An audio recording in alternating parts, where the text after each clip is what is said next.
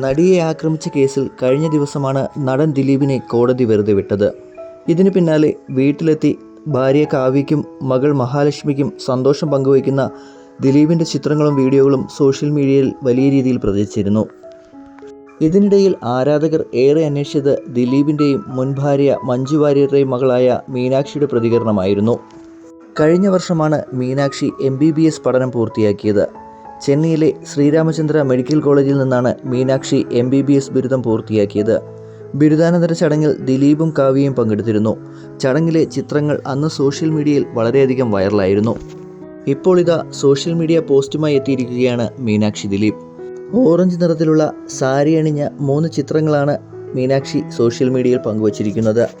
ചിത്രത്തിന് നിരവധി കമൻറ്റുകളും ലൈക്കുകളുമാണ് ലഭിക്കുന്നത്. നമിത പ്രമോദും പോസ്റ്റിൽ കമൻറ്റ് ചെയ്തിട്ടുണ്ട്. കൊള്ളാമെന്നാണ് നടി കുറിച്ചത്.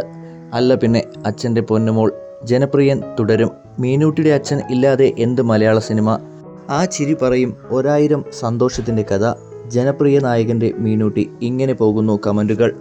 ദിലീപിനൊപ്പം ചില പൊതുപരിപാടി ചടങ്ങുകളിലുമൊക്കെ മീനാക്ഷി പങ്കെടുക്കാറുണ്ട്.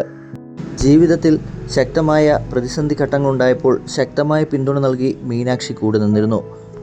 മീനൂട്ടി തൻ്റെ ലോകമാണെന്നും എല്ലാം അവളാണെന്നും ദിലീപ് പല അഭിമുഖങ്ങളിലും വ്യക്തമാക്കിയിട്ടുമുണ്ട്.